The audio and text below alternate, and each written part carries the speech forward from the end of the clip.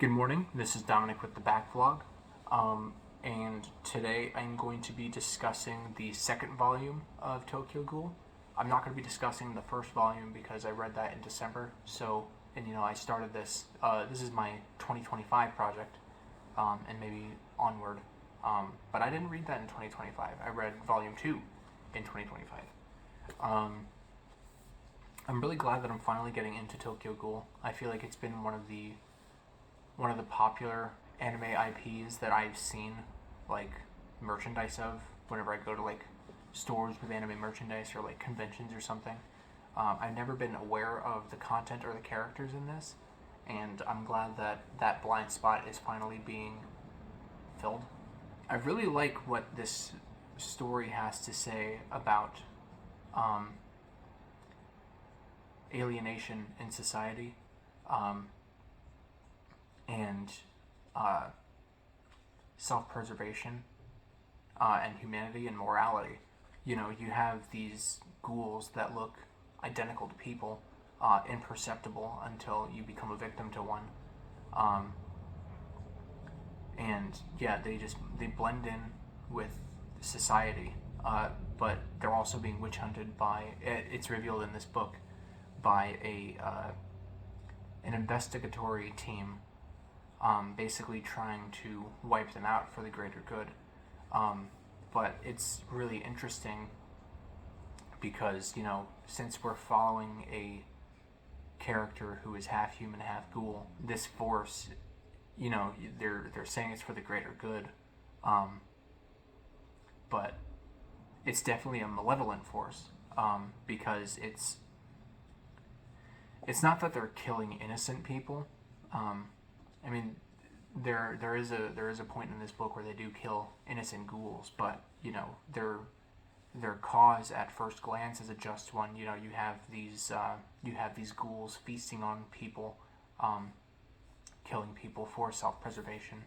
But you know, in the character that we follow, in the ward of Tokyo that he resides in, you know, the ghouls there don't want to kill people, but they do have to feed. So what they do is rely on the bodies of suicide victims. But the way that the investigatory force is depicted is very ruthless. They seem to enjoy what they do rather than viewing what they do as a job. They don't really see the ghouls as people, you know. The ghouls are things that do feed on other people, but you know they think and feel the way that humans do too, and a lot of them are only doing it just because they have to in order to survive. Whereas this force, on the contrary, like I said, seems to be doing it because they enjoy it. At least a lot of people are within the force, it seems. It kind of reminds me of the film Thirst, directed by Park Chan-wook.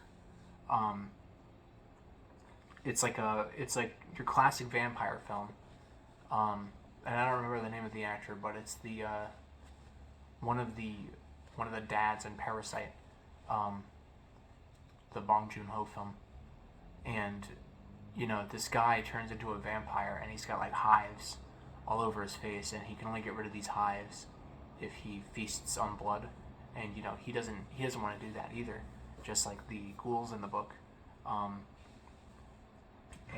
you know, he has to devise a plan on how to do so. It's been years since I've seen this film, so I don't know how accurate my retelling of it is.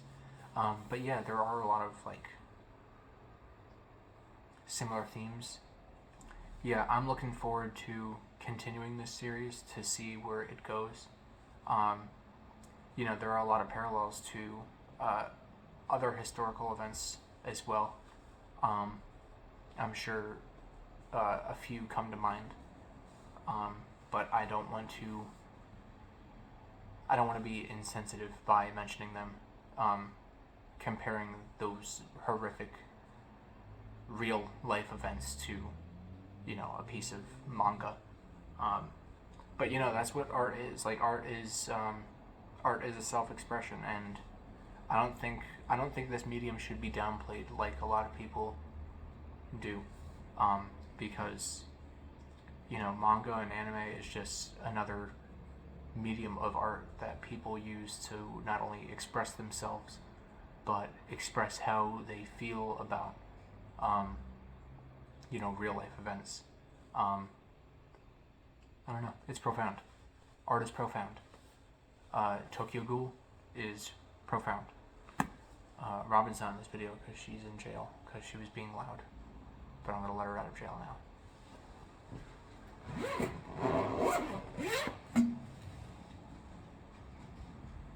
She's stretching.